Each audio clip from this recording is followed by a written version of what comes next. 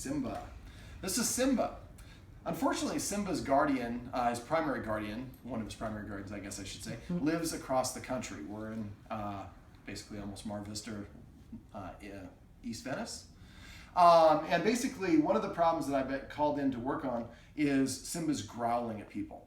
Now, I frequently have people that will tell me that they correct their dog or they don't want their dog to growl. Now, a growl is not aggression, and it's very important we understand that it's not aggression. One of the most dangerous things you can do is teach your dog not to growl, because a growl is a way of communicating you're maybe uncomfortable, I'm warning you, I dislike what you're doing.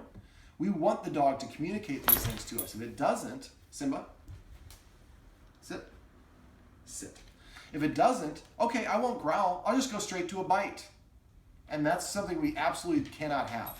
So a growl should be an indicator that our dog is not comfortable with the situation.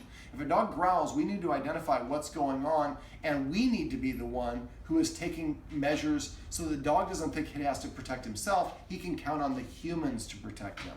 So if somebody's approaching, the dog growls, well, how is the person approaching?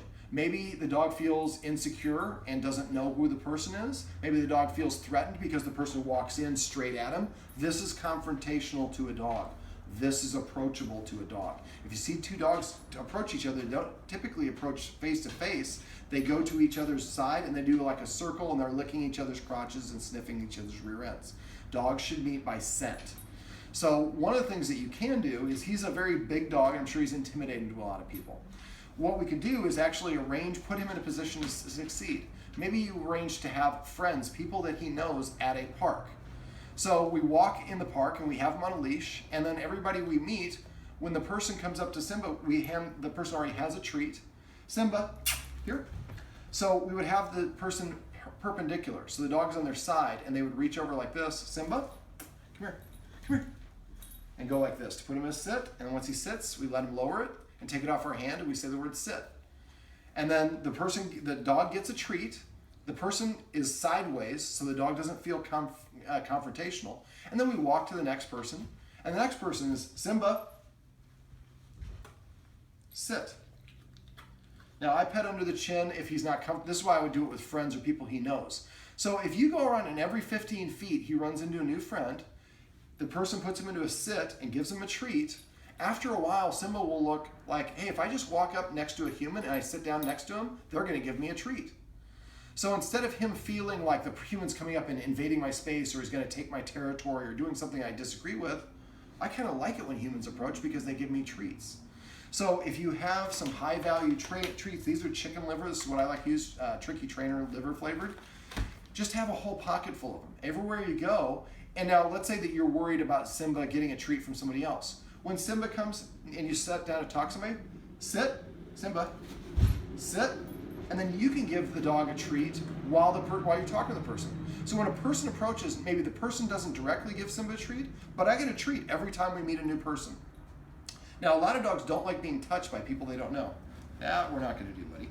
Okay, so he growled a little bit. He disagreed with my doing that. Now, some dogs will learn to growl because they growl once and then the person backs away. They're like, oh, look what I can do. I can motivate people.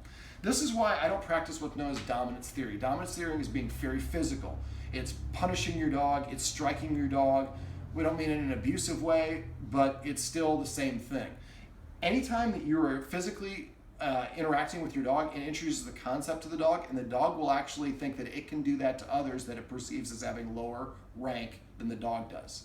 Now, Simba doesn't really have many rules.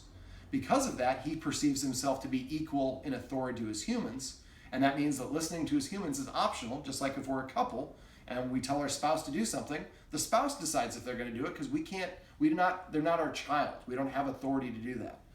So we want to use positive association and reinforcement.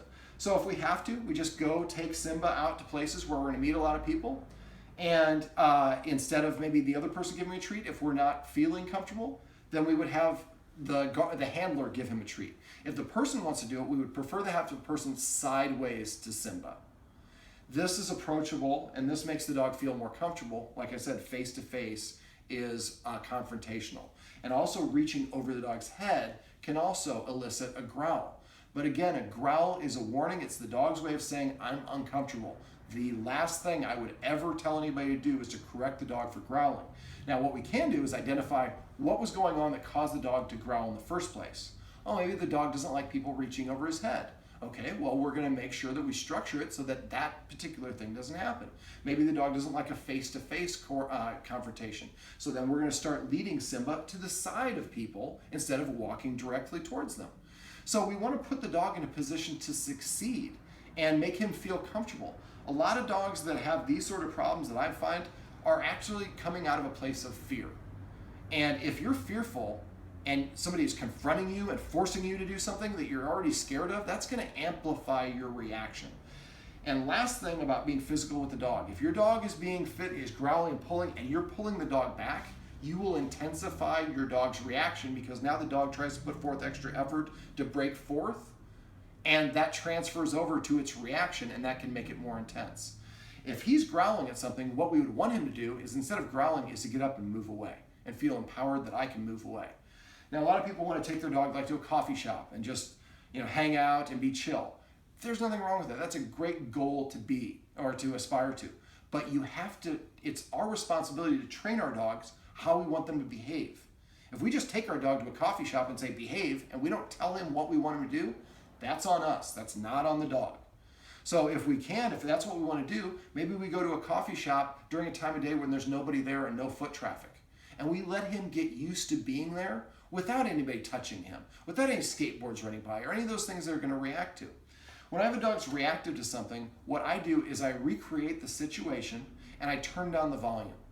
So let's say that he's outside of a coffee shop and he starts growling and skateboarders come by. Well, is it just skateboards? Or maybe there's a semi that's loading and he hears what I'm trying to think. Them loading up into the semi. They're loading stuff. Those it's making a recurring sound. And but what about people just approaching him when he's laying out there? I think that's a big fear. Well, he might think, again, in this situation, I think he perceives himself to be an authority figure. So if he's an authority figure, no, I don't give you permission to come and approach me. This is my area.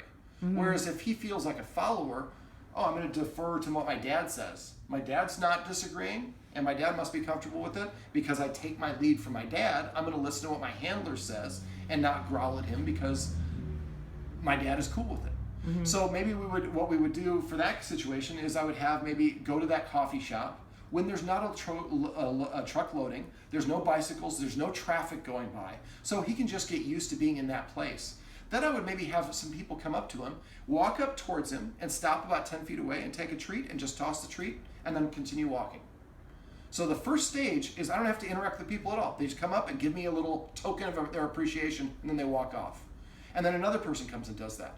And another person does that. But nobody's touching me. Nobody's invading my space. Nobody's making me feel intimidated.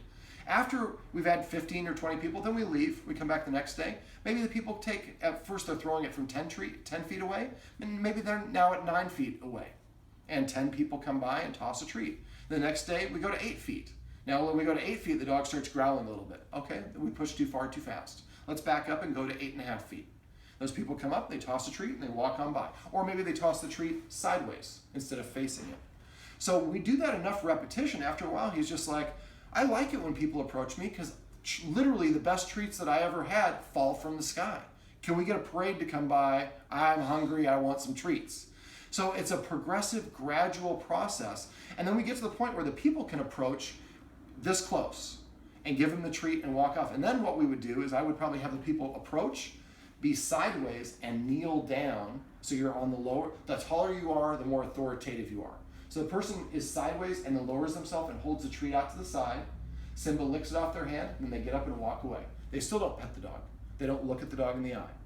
So we gradually get to the point where he can have people come up and do that. Then the next stage is we have the people do that, but now we have a skateboarder, but he's across the street. So the distance is far enough where it's not startling for him. And we recreate the whole situation, and the next time we do it, the skateboarder is right in the curb across the street. Each time the skateboarder gets a little bit closer while all these components are happening. Now it seems very tedious, but once we've broken it down into all these individual steps and created a positive association through bully sticks or high value training treats or whatever it is that the dog likes, after a while, the dog's like, I have a positive association with this. I don't mind when people approach me when I'm in this coffee shop in this spot because good things happen to me.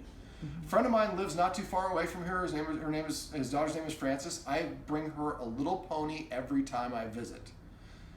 She likes me, I think, more than her grandparents because I bring her a little pony every time. I'm bribing her, but I'm using positive reinforcement, and she is just tickled pink whenever I visit.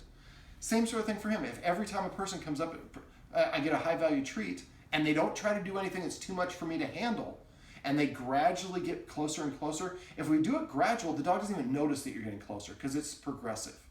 And then eventually the dog's just like, the tail's wagging, and I'm comfortable, and yeah, come on over, give me a treat.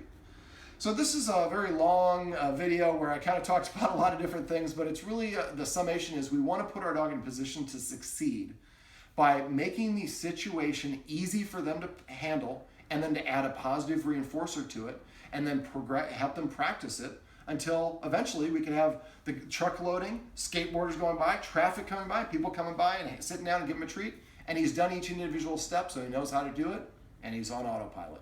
Cool. Simba. Oh, I'll give you a bully stick for that one.